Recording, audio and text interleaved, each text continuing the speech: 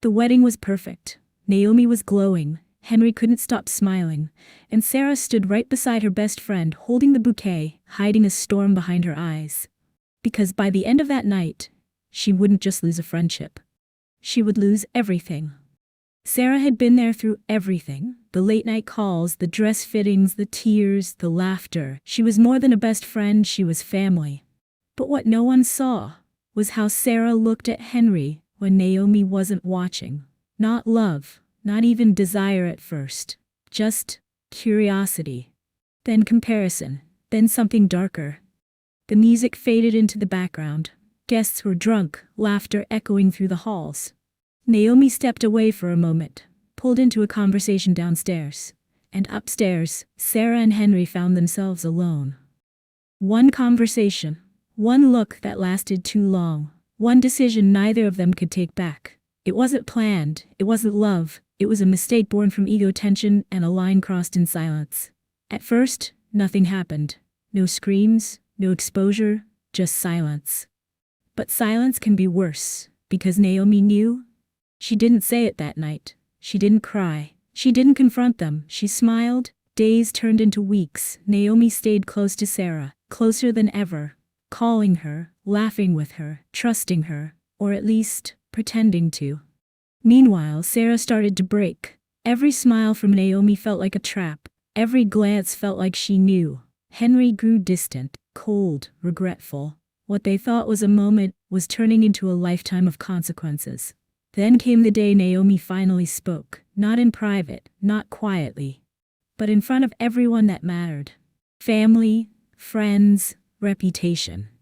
She didn't shout, she simply told the truth, and in one moment, Sarah lost her best friend, Henry lost his marriage, and both of them lost the one thing they thought they could protect, their image. Because some betrayals don't just break hearts, they expose who you really are. Before we continue, if you're new here, make sure you subscribe and turn on the notification bell so you never miss stories like this. And I want to hear from you. Drop a comment below telling me where you're watching from and what time it is right now. It's always amazing seeing how far these stories travel around the world. The wedding was flawless, not just beautiful, calculated. Every flower placed with intention. Every detail screaming one thing. Naomi had finally found her forever. And standing right beside her was Sarah. Sarah held the bouquet with steady hands. Too steady. Because inside, nothing about her was calm. She had spent weeks preparing for this day, helping Naomi pick the venue, sitting through 4 different cake tastings, holding her hand through every nervous breakdown leading up to the aisle. She had done everything a best friend was supposed to do. And she had done it well. So well, that no one thought to ask how she really felt about any of it. Her eyes followed Naomi as she laughed with guests, glowing in a way that almost didn't feel human, like everything in her life had aligned perfectly, the dress, the man, the future, all of it. And Sarah smiled, because that's what best friends do. But something had shifted long before this day. It didn't start with desire. That would have been simpler. Easier to name, easier to hate. It started with something quieter, something people don't talk about enough. Comparison. Sarah had noticed it in small moments. The way people listened when Naomi spoke. Like what she said always mattered, always landed, always left people feeling something. The way rooms seemed to soften around her. The way people chose her, again and again, without even realizing they were making a choice. The way Henry looked at her like she was the only thing that existed in the room. At first, Sarah admired it. Genuinely. She had been proud of Naomi, proud the way you're proud of someone you helped build. Because Sarah had been there when Naomi was none of those things. Through Naomi's worst days. Through the heartbreaks that nearly destroyed her. Through the version of Naomi that cried on the bathroom floor at 2 a.m. and swore she'd never trust anyone again. Sarah had stayed through all of it. She had held the pieces together. And now? Now someone else was reaping the reward of all that rebuilding. Henry. The first time Sarah really saw him. Not as Naomi's boyfriend, not as a name in conversation, but as a person. Wasn't romantic. It was uncomfortable.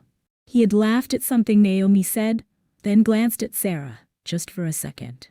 Just long enough to acknowledge her presence. But that second lingered longer than it should have. Not in time, in meaning. Like that one glance carried a question nobody had asked out loud yet. Sarah told herself it was nothing. Told herself she was projecting. Told herself the feeling would pass. And for a while, it did. Until it didn't. Reception. Music pulsing through the hall. Champagne flowing freely.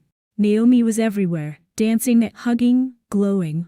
Alive in the way people only are when everything they ever wanted finally arrives at once. And Henry was trying to keep up. Laughing when he was supposed to. Smiling when guests approached. Playing the part of the overjoyed groom. But even in a room full of people celebrating him, he looked like he was searching for something he couldn't quite name. Sarah stepped outside for air. The night was cool, quiet. Almost too quiet compared to the celebration erupting just behind the door. She leaned against the wall and exhaled slowly, the kind of exhale that carries more than just breath. Then she heard footsteps. Needed a break too? It was Henry. Two people stepping away from a crowded room. Normal. Harmless. Completely forgettable. That's what it should have been. But the conversation that followed wasn't. It started light. Jokes about the ceremony running long.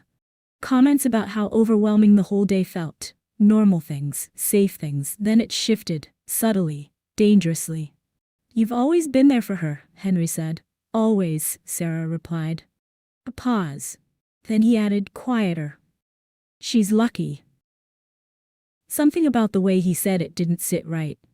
Not because it was wrong, but because it felt incomplete. Like 3 more words were supposed to follow it, and he swallowed them at the last second. Sarah should have walked away right there. That would have been the end of it.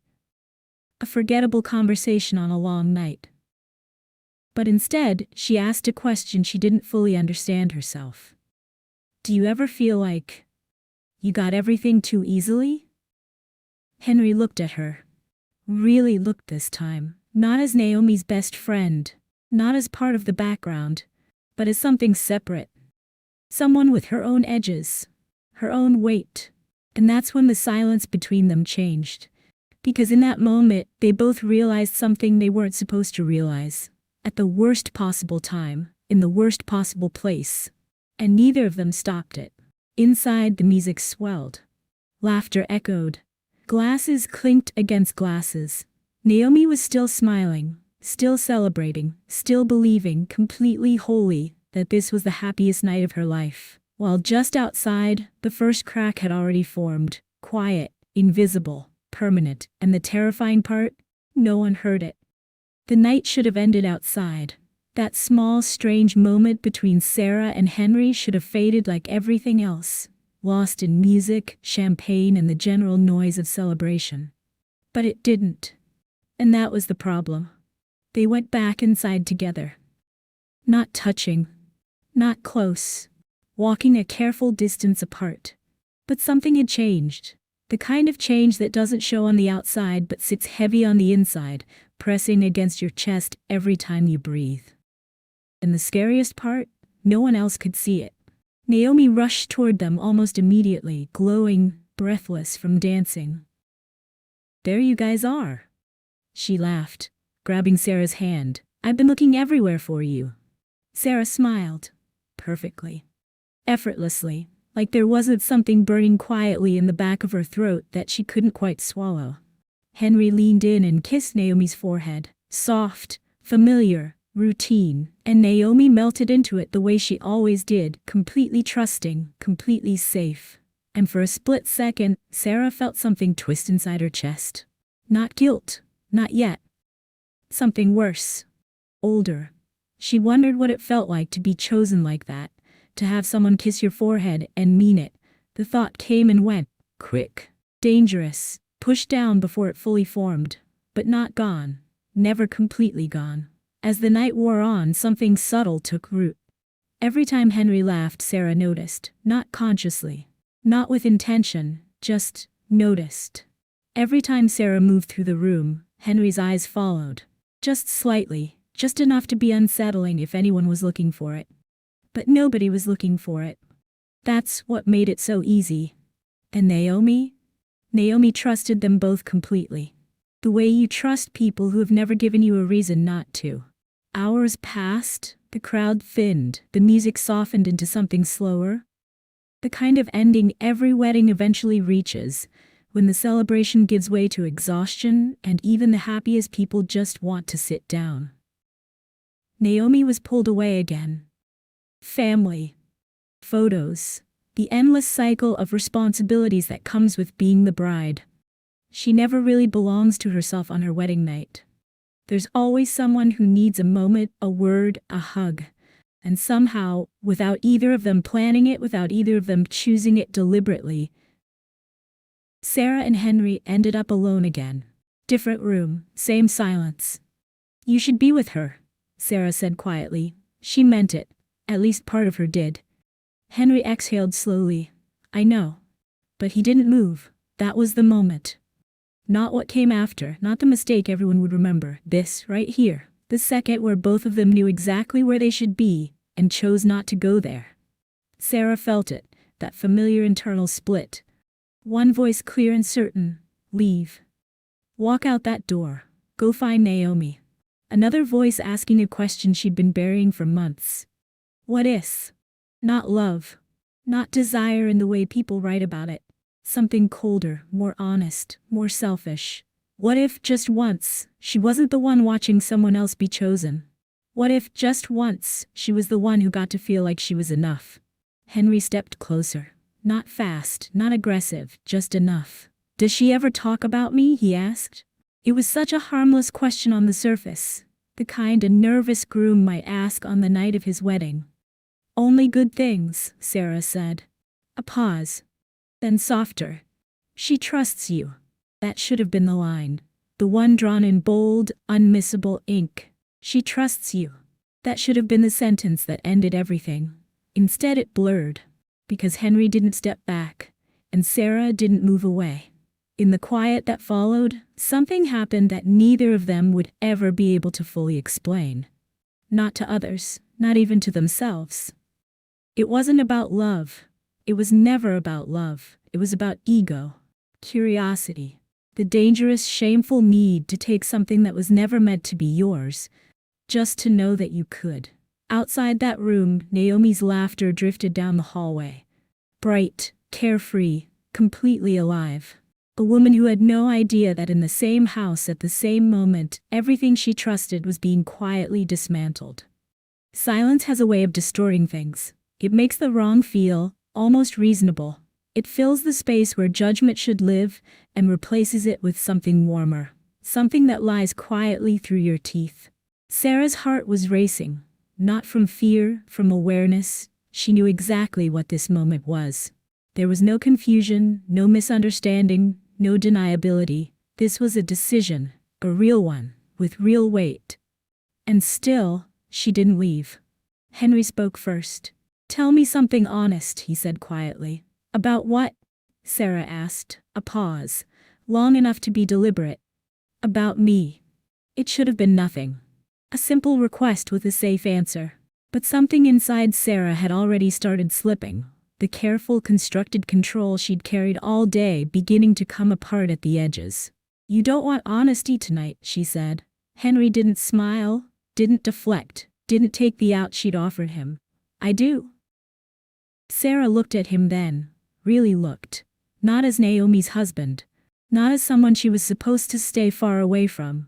But as a man standing directly in front of her, asking to be seen. "You look at people like you already know they're going to choose you," she said softly. Henry's expression shifted. Something moved behind his eyes. Recognition, maybe? Or guilt. "And do they?" he asked. That question should have broken the tension.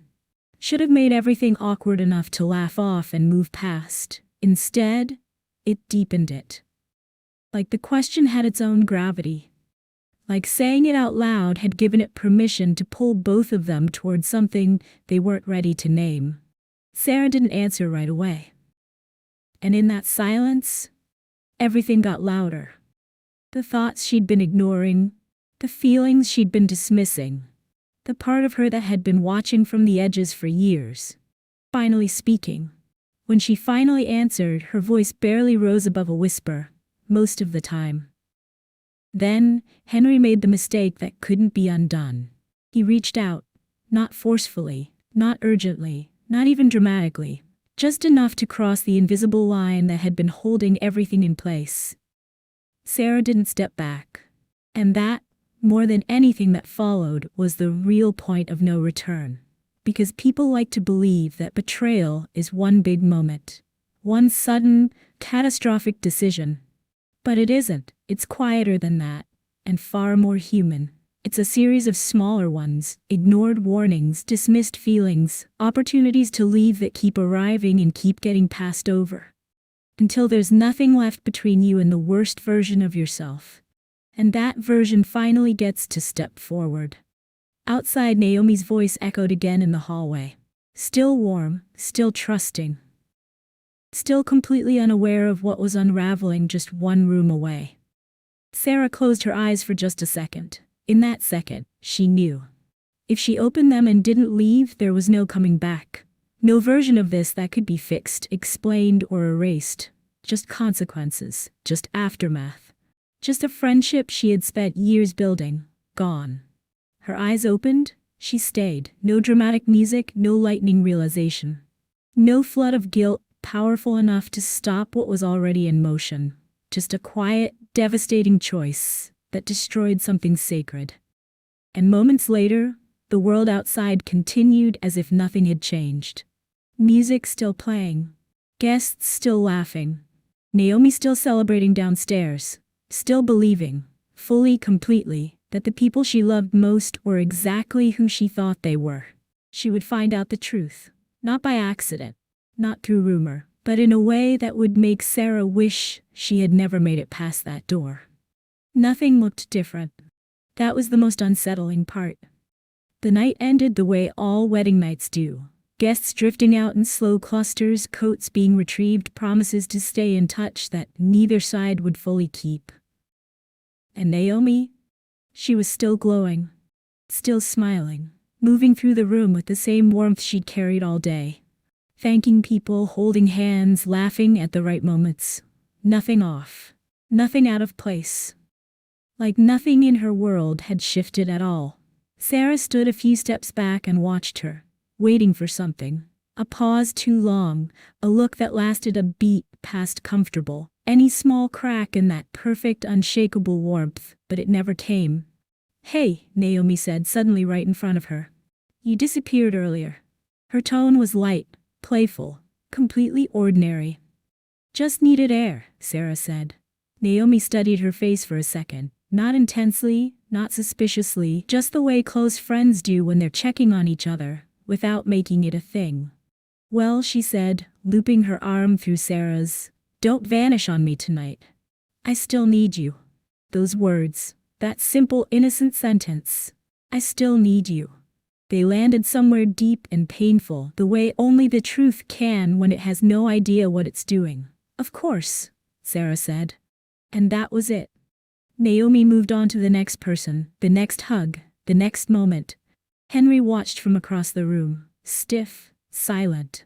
Then Naomi turned, found him, smiled, the same open, unguarded smile she'd given him 1,000 times before. "Come here," she called, and Henry went, because what else was there to do? That night should have been the end of it. Go home. Sleep it off, pretend it never happened. But that's not how this works. That's never how it works. The next morning arrived heavy. Sarah opened her eyes and felt it immediately, that thick, pressing weight sitting on her chest like something physical. Not panic, not yet. Just the quiet, undeniable recognition that she had done something that could not be undone. Her phone buzzed on the nightstand. "Naomi, come over today? I miss you already." Sarah stared at the screen. "Miss you? Already? On the morning after her wedding. How? How was she still exactly the same?" Sarah typed, deleted, typed again, sat with the cursor blinking for almost a full minute. "Yeah, I'll come."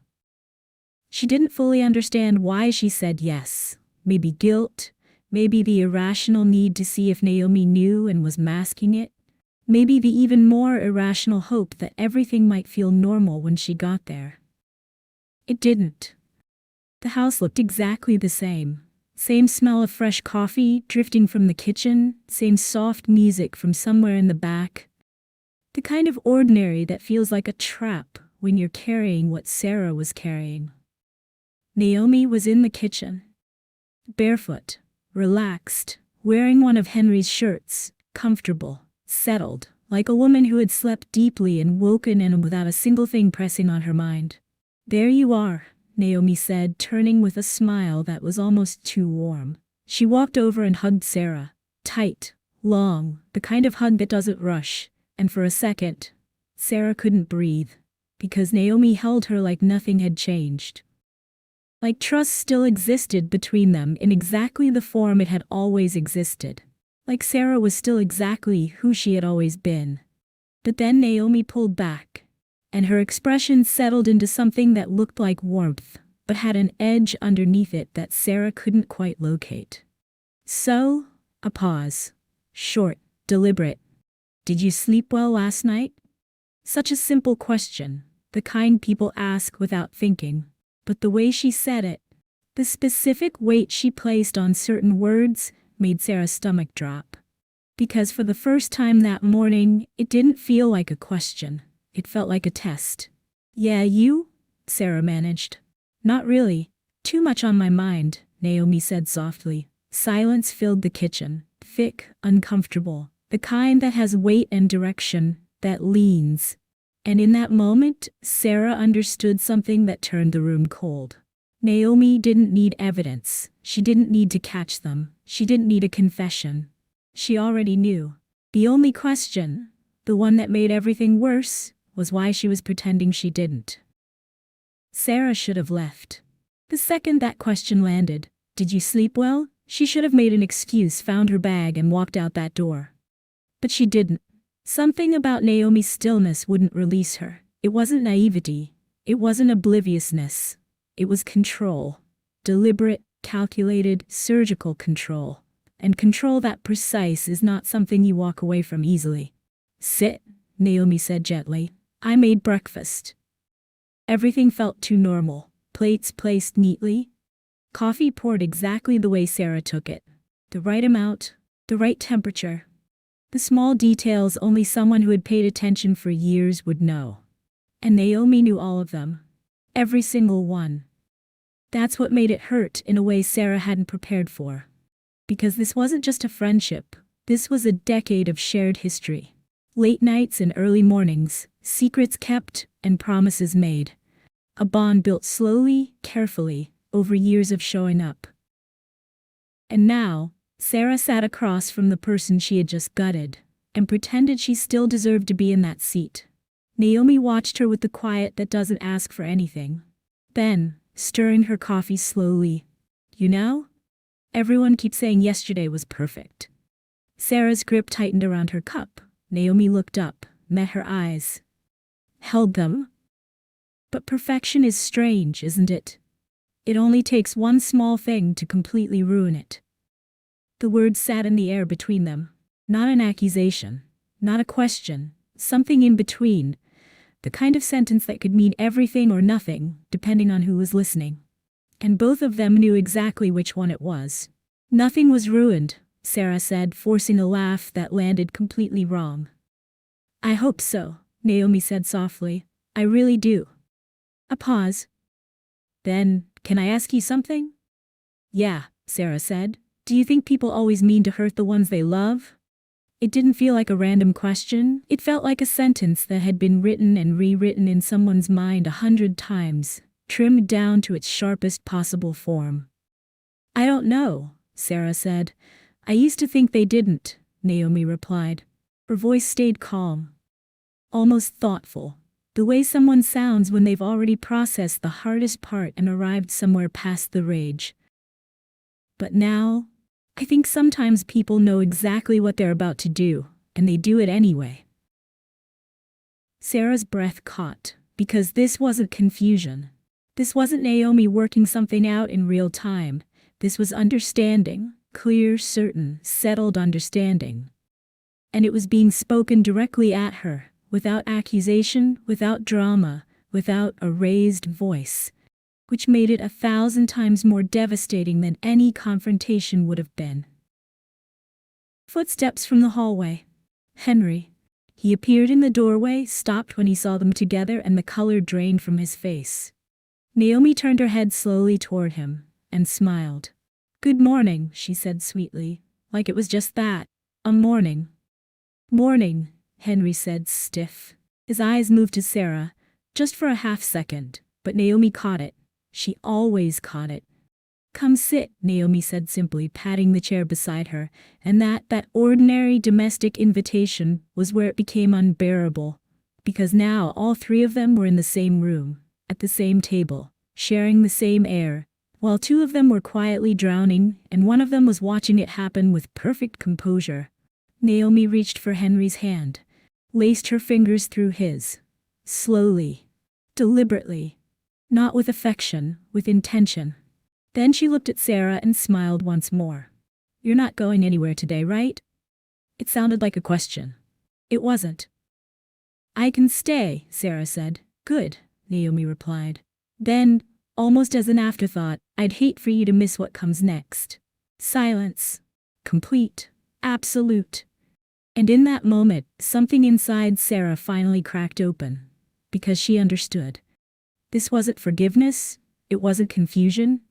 Naomi wasn't being calm because she hadn't decided what to do yet. She was being calm because she had already decided.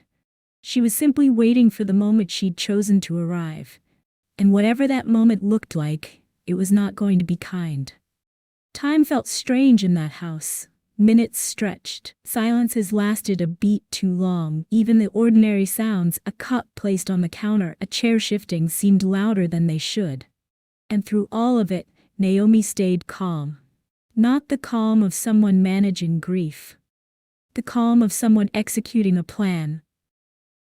"Let's not waste today," she said suddenly, standing. Her tone was almost cheerful, the kind of lightness that doesn't fit the room it's sitting in. Yesterday was about the wedding. Today should be about us. Henry looked up, warning in his eyes. "You don't have to." "I want to," Naomi said. No sharpness, no anger. Just a quiet finality that left no room to argue. Within an hour, she had made calls, close friends, some family, a handful of people from the wedding who lived nearby.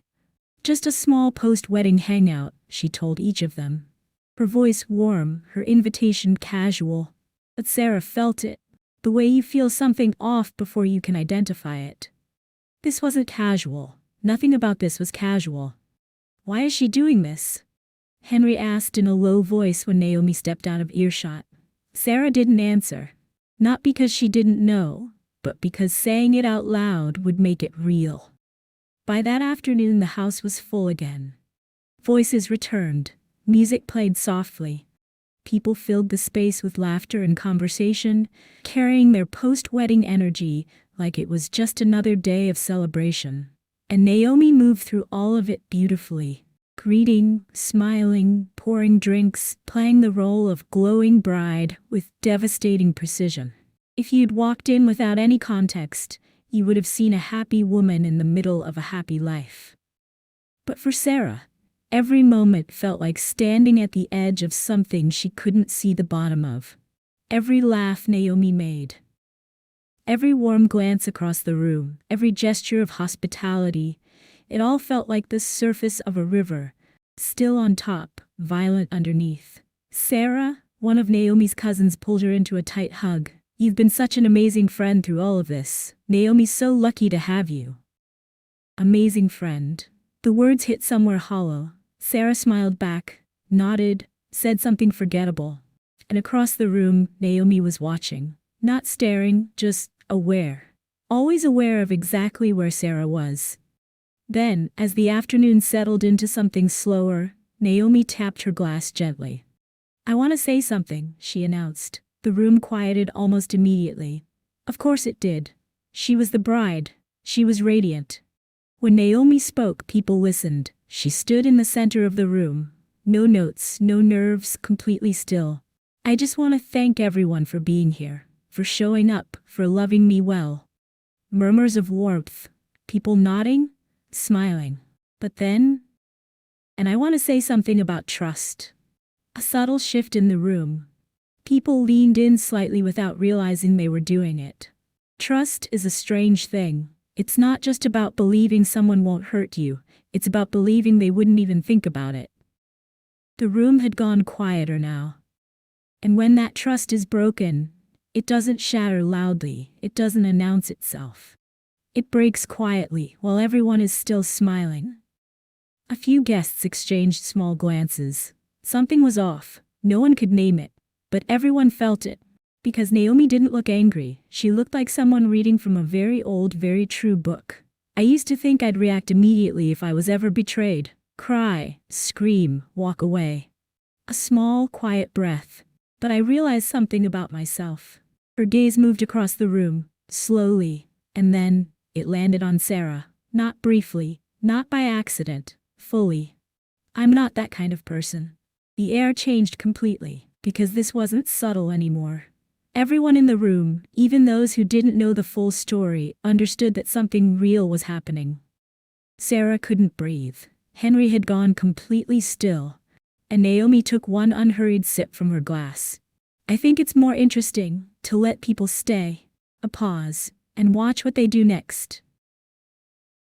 Silence.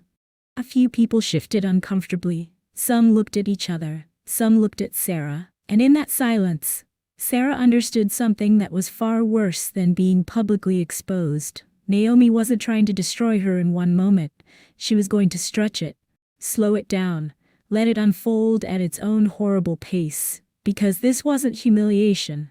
Humiliation is quick. It peaks and fades. This was something far more precise.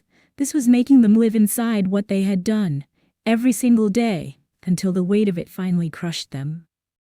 To love, Naomi said softly, lifting her glass. People raised theirs, some hesitantly, some on instinct.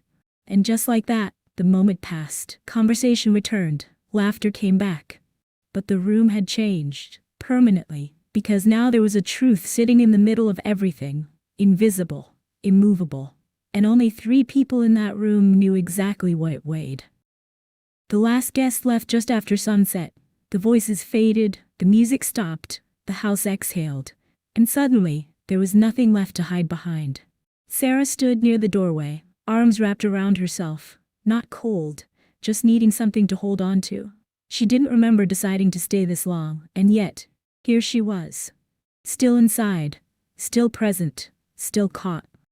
Henry paced in the living room, slow, aimless loops, not looking at anyone, not speaking. The kind of pacing that isn't about movement, it's about avoiding stillness. Avoiding the moment you have to stop and face what you've done. And Naomi? Naomi was cleaning. Casually, unhurriedly, collecting glasses, stacking plates, moving through her own home like it was just an ordinary evening coming to its ordinary end. Like the weight hanging in the room didn't require urgency. Like she had all the time in the world. That, more than anything, was what made it unbearable. Finally, without looking up, you can lock the door. What? Sarah froze. Naomi set down the plate she was holding, turned, met them both with steady eyes. Lock the door.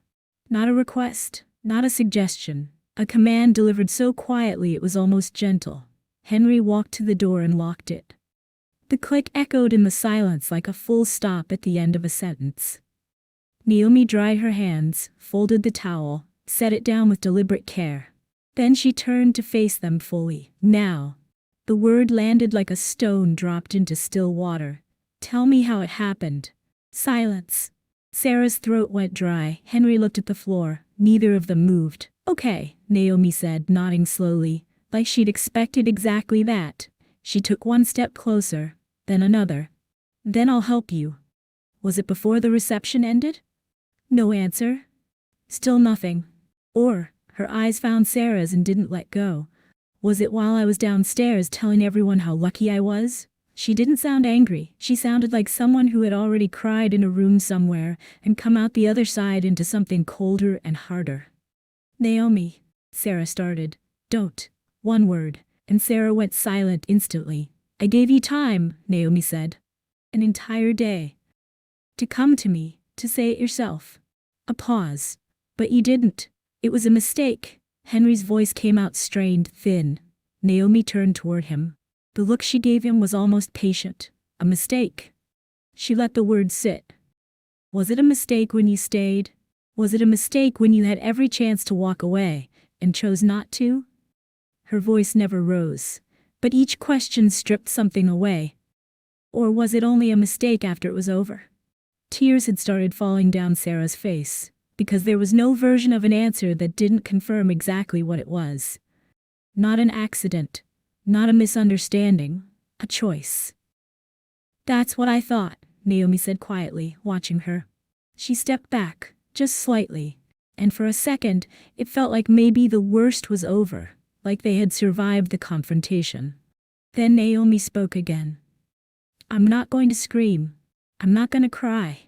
And I'm not going to throw either of you out. Why?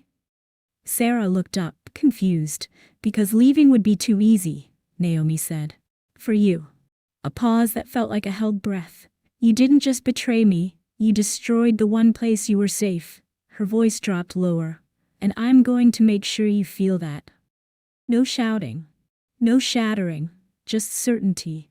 The kind that settles into your bones and stays there long after the moment is gone. In that room, both of them finally understood the full shape of what they were dealing with. Not a woman who had snapped. Not a woman who had lost control, a woman who was in complete control and intended to stay that way. This wasn't the peak. This was the beginning of something far darker. And whatever came next would not be sudden.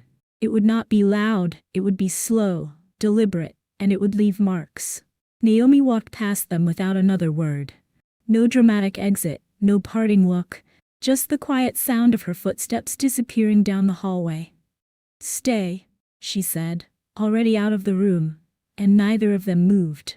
They listened. A door opened somewhere. Drawers slid open. A closet. Movement that was too organized, too intentional to be anything but deliberate.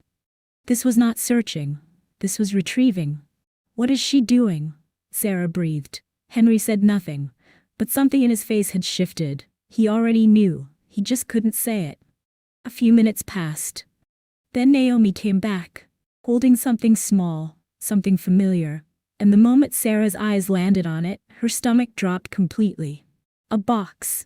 Not just any box, the one Sarah had put together and given to Naomi on her birthday, months before the wedding. Inside it, photographs, handwritten notes, small, irreplaceable things, evidence of a decade of friendship. Naomi set it on the table between them, gently, like it was something precious. Then she looked at Sarah. Do you remember this? Yeah, Sarah said. Her throat was already closing. You said this was everything we'd been through, everything that mattered. Naomi opened the box and one by one, slowly, unhurriedly, she began to pull things out. A photograph. The two of them years younger, laughing at something that had happened just outside the frame. Completely at ease, completely unbreakable. A handwritten note. Sarah's handwriting, folded at the corners from being opened and refolded too many times. Naomi unfolded it, read it quietly to herself first, then out loud. No matter what happens, I'll always be on your side. She looked up. Do you remember writing that? 2026, yes, Sarah said, her voice breaking. I believed you, Naomi said simply. Every single word. Those 3 words, I believed you. No anger in them. No accusation, just the plain, honest shape of a betrayal being placed on the table. Then Naomi tore the note in half. The sound was small, barely audible, but in that silence it landed like a gunshot. No, Sarah stepped forward without thinking. Naomi didn't raise her voice, didn't even change her expression. Stop. And Sarah stopped, completely. Naomi picked up the photograph, looked at it for a long second, the way you look at something for the last time. Then tore it. Then another. And another. Each tear measured, each one slower than the last. Not in a hurry, never in a hurry. Like she needed Sarah to feel every second of it. You don't get to keep this, Naomi said quietly, eyes on Sarah, steady. You don't get to walk away from what you did and still hold the version of me that loved you. Sarah broke. I'm sorry. Her voice cracked completely. I'm so sorry, Naomi, I didn't mean to. Naomi stopped, let the silence land. Then quietly, don't say you didn't mean it. Something sharp had entered her voice now, not loud, just precise. You don't stay for something like that by accident. You don't pass every chance you had to leave, by accident. Naomi dropped the last torn piece back into the box, closed the lid, and slowly pushed it toward Sarah. Take it. Why? Sarah shook, confused. So you can remember exactly what you destroyed. And that was the line that reached somewhere no previous word had. Because this wasn't about tonight anymore. This was something Sarah would carry. Every day. In her own home. In her own hands. A box full of pieces of something that used to be whole. This doesn't fix anything, Henry said, brittle. Naomi turned to him. And for the first time since all of this began, her expression shifted completely. Not calm, not controlled. Just empty. Like something had been switched off behind her eyes. It's not supposed to fix anything, she said. This is just the first thing I'm taking back. First thing. 2 words. And Sarah's chest collapsed inward. Because now she understood. They weren't at the end of this. They weren't even close to the middle. They were still at the very beginning. No one spoke. The torn box sat in the center of the table like evidence at a trial nobody had been formally charged with. Then Naomi picked up her phone. Unlocked it, scrolled through something. Tapped. Completely calm. Completely present. I'm correcting something, she said without looking up. Henry frowned, started toward her. She raised one finger, slight, unhurried, and he stopped. Not because she forced him, but because that gesture carried something that made stopping feel like the only option. She tapped again, then turned the screen toward Sarah. Sarah stepped closer, looked, and felt the ground shift beneath her feet. It was a post. Not emotional, not chaotic, not the kind of thing written in the middle of a breakdown. Clean, composed, structured like someone who had known exactly what they were going to say and had been waiting for the right moment to say it. Naomi read it out loud in the same calm voice she'd used for everything else. I believe honesty should never come late, so I'm choosing not to hide something that directly affects my life. No, don't. Sarah's breathing quickened. Last night, I learned that the 2 people I trusted most, my husband and my best friend, made a decision that broke that trust. Naomi, please, Henry stepped forward. You don't have to do this. I'm not sharing this for sympathy. I'm sharing it because silence protects the wrong people. You can't post that, Henry's voice cracked. Naomi looked at him, fully, directly, one long second. You already did the hard part, she said quietly. This is just the honest part. And she pressed post. The room didn't change. The walls didn't move. But something irreversible had just entered the world. The kind of thing that can't be walked back. Her phone buzzed. Once. Then again. Then it didn't stop.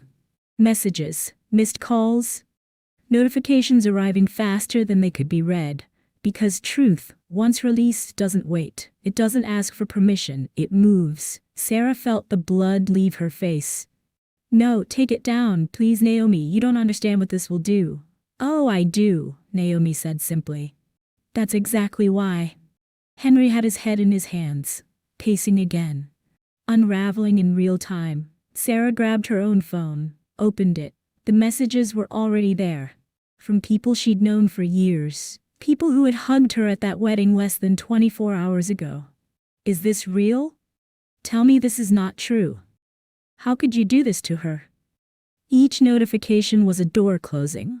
Each message was a person she would never fully recover with. And it was all happening right now, in real time, completely beyond her control. No one needed to know like this. Sarah's voice dropped to almost nothing. Naomi turned toward her one last time, something final in her expression. They always need to know, she said. Silence just decides who it protects. You've ruined everything, Henry said, hollow. Naomi held his gaze for a long moment. No, you just finally have to live inside what you did. She picked up her phone, glanced at the notifications one more time, then turned and walked toward the hallway. I think that's enough for tonight. She stopped, didn't turn around.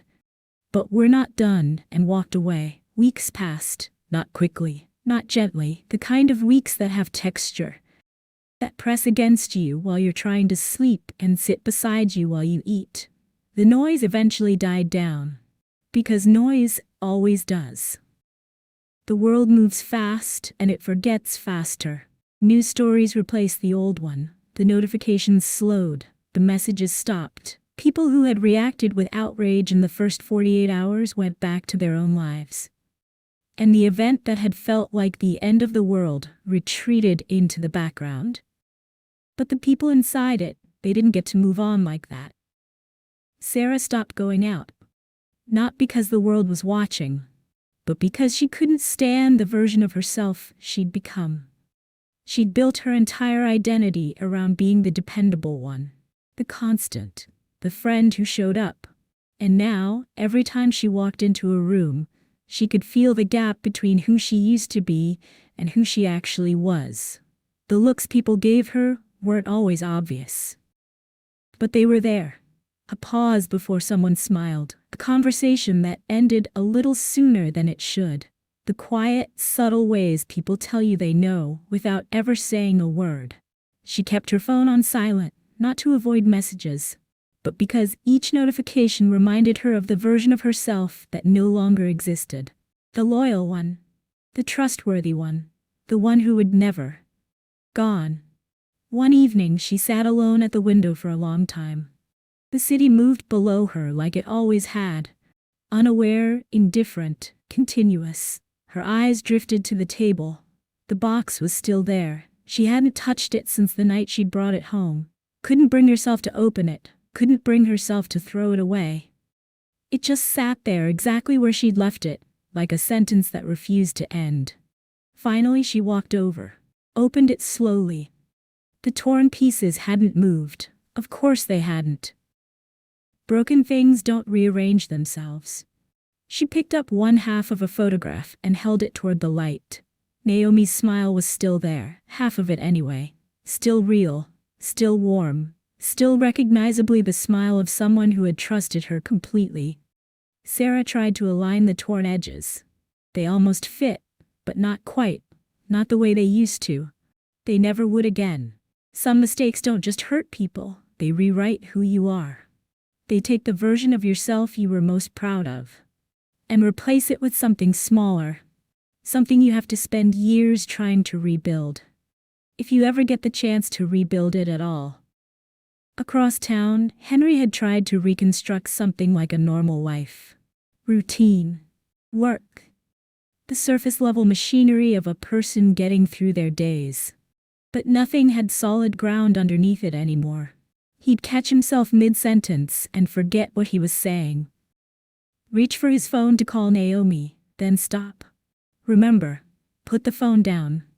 Some habits take longer to unlearn than others, and some people leave a silence in your life that nothing else fills. He had traded something real, something rare, something built, for a single moment that meant absolutely nothing. Not love, not even desire with any real feeling behind it. Just ego. Just the worst version of a fleeting impulse. And the cost of that? It was ongoing. It didn't arrive all at once and leave. It stayed, settled, became part of every day. And Naomi? Naomi moved forward, not easily, not painlessly, but forward. She went back to work. She smiled when it was called for. She answered her phone. From the outside, she looked fine. More than fine. She looked like a woman who had survived something and come out intact. But something had changed in the way she moved through the world. She was more careful now. More deliberate about who she let close. She listened differently, with more patience, more attention, more distance behind her eyes. Not out of bitterness, out of understanding. One afternoon, she walked past a cafe she and Sarah used to go to. She paused for just a moment outside the door. A memory surfaced. The two of them at their usual corner table, laughing about something that probably didn't matter, completely at ease with each other. That specific version of ease that only exists when you trust someone without thinking about it. Naomi stood there for a moment. Let the memory come in fully. And then, let it go. Not out of anger. Not to protect herself from pain, but because holding on to something that no longer exists only keeps the wound open. And Naomi had decided, quietly, privately, in the way that decisions that actually last are always made, that she was done keeping that wound open. She walked past the cafe and didn't look back. 3 lives, once connected by something genuine, now separated by the distance that only real betrayal creates. The kind you can't paper over, can't negotiate your way back from. It didn't take years to destroy what they had. It didn't take a catastrophic falling out or a long building resentment. It took one night, one room, 2 people who had every opportunity to walk away and chose not to. One choice, one line crossed in silence, and everything after that was just the shape of the consequence. Because in the end, it's not always the big decisions that ruin lives. It's the small ones you convince yourself don't matter. If this story hit you, if it made you stop and think even for a second, then don't just scroll away. Take a moment and ask yourself, what would you have done differently? And I want to hear your honest thoughts. Do you think Naomi went too far, or did they deserve everything that happened? Drop it in the comments. And if you want more stories that pull you in like this, make sure you subscribe and turn on the notification bell, because the next one might hit even harder.